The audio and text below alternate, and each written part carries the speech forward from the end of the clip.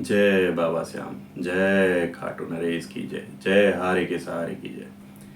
अक्सर अपने हारे का सहारा, तीन बान के धारी, शीस के दानी, कलयुग के भगवान खाटू नरेश, ये सभी अक्सर आपने बहुत सारे जगहों पे देखा होगा। जैसे किसी कार में आपने देखा होगा, कहीं किसी के दरवाजे के बाहर आपने देखा होगा, कि कहीं कहीं आप ऑफिस में देखा होगा लगा हुआ। कौन है ये खाटू नरेश? कौन है तीन बान के धारी? कौन है कलयुग के भगवान? कैसे इनका प्राकट्य हुआ? कैसे लोग 11 के दिन यहाँ इतनी ज़्यादा संख्या में पहुँच रहे हैं? क्या है 11 का महत्व? क्या है इनके पीछे की कहानी? और कैसे कैसे इनका मंदिर बना, कैसे मंदिर मिला है, क्या है इसके पीछे की कहानी, और लोग कहाँ से कैसे कैसे जा करके इनकी पूजा करते हैं, इसके बारे में हम लोग आज वर्णन करेंगे, बात करेंगे। जो हमें जानकारी मिलती है उसके हिसाब से सबसे पहले खाटू नरेश के बारे में कहा जाता है कि ये महाभारत काल से जुड़े हुए हैं। महाभारत काल में आप जानते होंगे, पांडव पुत्र भीम थे, उनकी एक शादी हिडम्बा से हुई थी। हिडम्बा के पुत्र थे घटोत्कच, वही घटोत्कच जिन्हें भगवान कृष्ण ने अर्जुन को बचाने के लिए इस्तेमाल किया था। इस्तेमाल इसलिए मैं कर रहा हूँ क्योंकि अर्जुन को मारने के लिए ही कर्ण ने अपना जो है कवच इंद्र को दान किया था और इंद्र से एक अस्त्र मांगा था। उस अस्त्र को कहा गया था कि वो अर्जुन के लिए यूज करेगा, क्योंकि उस अस्त्र का उपयोग करने के बाद उसे वापस नहीं लिया जा सकता, और साथ में ही उस अस्त्र को अमोघ माना गया था। मतलब चलेगा तो वो अपना पूरा उपयोग होगा, वो अपना काम करके ही आएगा। तो अर्जुन के लिए रखा था कर्ण ने, लेकिन घटोत्कच के ला करके भगवान ने परेशान कर दिया, इतना परेशान कर दिया कौरव सेना को कि लास्ट में कर्ण को घटोत्कच पे वो वान चलाना पड़ा था। तो ये घटोत्कच वाली कहानी आपको भी पता है। आपने आज सभी ने महाभारत देखी है, महाभारत पढ़ी, बहुत सारे लोगों ने पढ़ी नहीं है तो देखी तो जरूर है, वी आर चोपड़ा की और बहुत सारे टीवी सीरियल्स बहुत सारे आ रखे हैं। तो घटोत्कच की ये कहानी थी। इन्हीं घटोत्कच और नाग कन्या यानी दैत्य पुत्री अहिलावती, जिन्हें मौरवी भी कहा जाता था, उनके पुत्र थे बर्बरिक, घुंघरेले बाल वाले थे। तो इन्हें शेर की तरह कहा जाता था और ये काफी वीर, साहसी, शक्तिशाली थे। तो इनकी शुरुआत से रुचि थी कि मैं भी अपने पिता की तरह शक्तिशाली बनूं, अपने दादा की और मतलब दादा को जो है मतलब गौरवान्वित जैसे होता है परिवार में, गौरवान्वित महसूस कराऊं। तो ये उनमें भी था। तो इन्होंने अपनी माता से पूछा, अपनी दादी से पूछा कि हमें क्या करना चाहिए। दादी ने कहा जाओ भगवान की पूजा करो, देवी की पूजा करो। देवी की पूजा करने पे देवी ने कहा कि आप जो है, उन्हें आशीर्वाद मिला और देवी से इन्हें धनुष की तो प्राप्ति हो गई। देवी ने कहा कि धनुष इन्हें प्राप्ति हो गई और वो अमोघ धनुष था। देवी से धनुष की प्राप्ति हुई। उसके बाद देवी ने कहा कि माता दुर्गा ने कहा कि आप जाओ भगवान शिव की पूजा करो और उनसे वान प्राप्त करो, क्योंकि सिर्फ धनुष से नहीं होगा, आपको वान भी चाहिए। तो इन्होंने भगवान शिव की कठोर तपस्या की और कठोर तपस्या के बाद भगवान शिव प्रसन्न हुए और इन्हें 3 बाण दिया, और इसी कारण से इन्हें 3 बाण का धारी कहा जाता है। और वो 3 ऐसे बाण थे जो एक बार चलने के बाद वापस आ जाते थे, और साथ में जब चलते थे तो एक बार में एक ही बाण से पूरा का पूरा युद्ध खत्म कर सकते थे। आपने महाभारत में भी देखा होगा, या महाभारत में भी इसके बारे में थोड़ा सा वर्णन है। स्कंद पुराण सबसे ज्यादा वर्णन करता है इसके बारे में। तो इसमें कहा गया है कि जो बर्बरिक के द्वारा जो एक तीर छोड़ा जाता है, तो भगवान कृष्ण परीक्षा लेने के लिए कहते हैं, एक पीपल के पेड़ को दिखाते हैं, और उसके बारे में आपको अगर आप जाएंगे तो अभी भी आपको चुलकाना धाम में एक पीपल का पेड़ मिलता है। तो वहीं पे उन्होंने अपना शीश दान किया था। तो इस पे बाद में आते हैं शीश के दान पे। तो इन्होंने कहा कि ठीक है, परीक्षा लेते हैं भगवान कृष्ण, क्योंकि भगवान कृष्ण भी जो है बर्बरिक के गुरु थे। एक तो माता हिडिंबा थी और मतलब दादी हिडिंबा तो थी ही गुरु, और दूसरी गुरु जो थी, मेन गुरु अहिलावती थी, जो मौरवी माता है वो थी, और तीसरे जो थे भगवान कृष्ण थे गुरु। भगवान कृष्ण ने इन्हें बहुत सारी शिक्षाएं दी थी, ज्ञान की, राजनीति की, कर्म की, और कैसे धर्म की, सारी चीज़ों की शिक्षा दी थी। तो ये एक गुरु थे, और अस्त्र शस्त्र की भी शिक्षा दी थी भगवान ने। लेकिन ये जो शिव से जो इन्हें जो अमोघ अस्त्र प्राप्त हुआ था, तो इस अस्त्र के कारण से, क्योंकि इनकी माँ ने कहा था कि जब आप युद्ध करने जाओ तो आप हमेशा हारे के सहारे की मदद करना, हारने वाले की। तो ये माँ की आज्ञा मानते थे कि हारने वाले की ये हमेशा सहायता करने की बात है। तो भगवान ने कहा अच्छा एक बार इसकी परीक्षा ली जाए, इनके बाणों की। तो इन्हें कहा कि अच्छा ये पीपल का पेड़ है, इसके सारे पत्तों को क्या तुम एक बार में एक तीर से इसे क्या छेद सकते हो, छेदन कर सकते हो? तो बर्बरिक ने कहा कि हाँ जरूर कर सकता हूँ। और एक तीर चलाया उन्होंने, एक ही तीर में पूरा का पूरा छेद कर दिया। जो आप सभी जानते हैं कि एक भगवान ने एक पत्ता जो छुपा के अपने पैर के पास रखा, तो वो तीर तब तक पैर के पास रखा कि नहीं तो भगवान आपके पैर को भी छेद देगा, ये आप पैर हटा लीजिए। तो इससे से पता चलता है कि उनके तीर में कितना शक्तिशाली था, वो तीर कितना महत्वपूर्ण था, कितना शक्तिशाली था, मतलब युद्ध की स्थिति को क्या की जा सकती थी।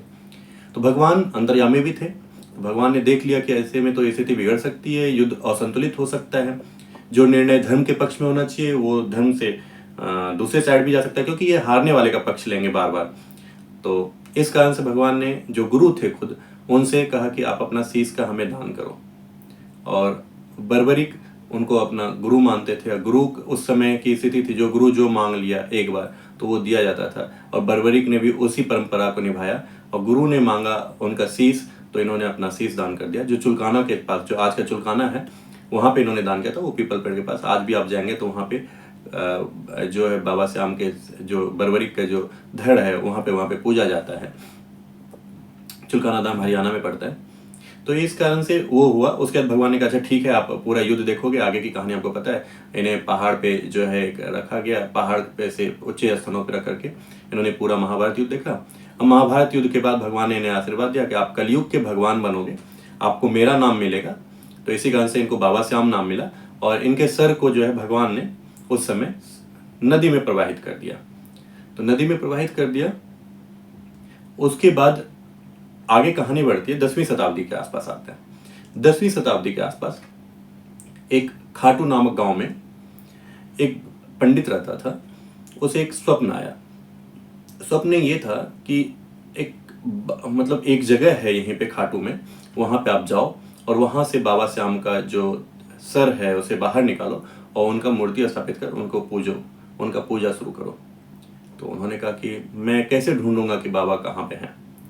तो कहा कि आपको संकेत मिल जाएगा। और जैसे सनातन धर्म में अक्सर जो प्राकट्य में आप देखेंगे, अक्सर प्राकट्य में जो बाबा का जैसे बैजनाथ मंदिर में आप देखेंगे या और भी जगह पे देखते हैं आप कि एक गाय होती है जो जहाँ पे भगवान होते हैं ना, वहाँ पे अपना सारा दूध जो है प्रवाहित कर देती है, वो अपना निकाल देती है वहाँ पे ही सारा दूध वहाँ रोज रोज निकालती है, उसी से संकेत मिलता है। तो वो गाय वहाँ पे एक जगह पे वो बार बार दूध वहाँ पे अपना निकाल रही थी।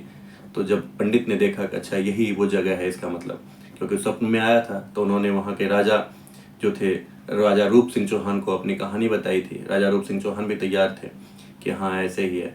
तो राजा रूप सिंह चौहान और उनकी पत्नी जो थी रानी नर्मदा कंवर, उन दोनों ने सहयोग किया और वहाँ के लोकल लोगों के सहयोग से वहाँ पे खुदाई की गई। खुदाई के बाद एक बक्से में, काफ़ी नीचे एक बक्से में बाबा का शीश मिला।